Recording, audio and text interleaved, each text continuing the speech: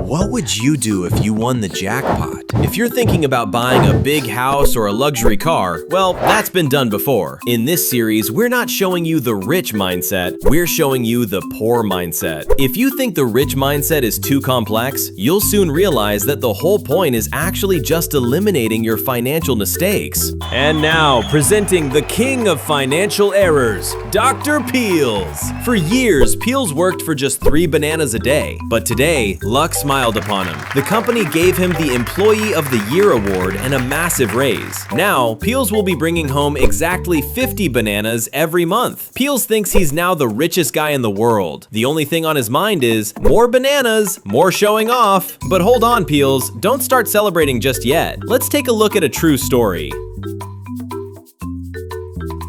In the human world, there was a young man named Michael Carroll. In 2002, while he was a 19-year-old garbage man, he won a massive jackpot of 9.7 million pounds. That is a mountain of bananas so huge, Peels couldn't even imagine it. What did Michael do as soon as he got the money? Like any creature without financial intelligence, he immediately attacked consumption. He bought a massive mansion. But the real disaster wasn't the price of the house. It was the cost of keeping that house standing. An army of security, constant parties, maintenance for luxury cars, and never-ending tax debts. Michael thought wealth was a status. In reality, wealth is flow management. He turned the tap all the way up, but he didn't create new sources to fill the pool. Just 8 years later, his millions evaporated, and Michael went back to working in a coal mine for 400 pounds a week. The dam had burst, and all that was left was a pile of dried mud.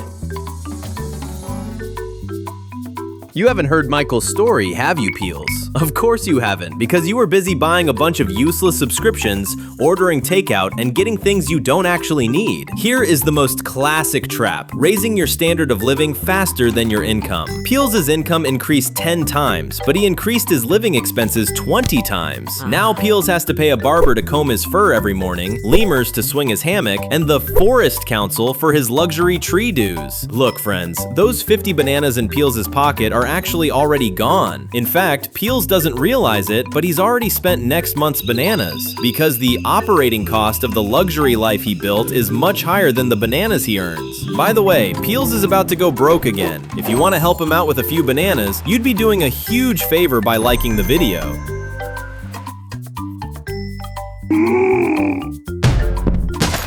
The moment the cash flow slowed down, the small-scale wealthy world Peels built collapsed. Why? Because he thought wealth was a matter of ownership.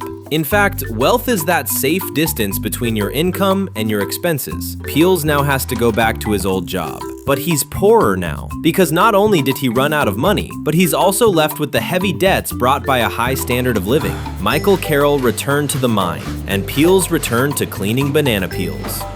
Remember, when your income increases, the first thing you should do isn't to buy a bigger house. It's to build the financial intelligence to protect that income. Don't jump off a cliff screaming, "I'm rich," like Peels. So, what's your poorest habit? Let us know in the comments, maybe we'll make a video about it. Even if we don't, it'll be a lot of fun.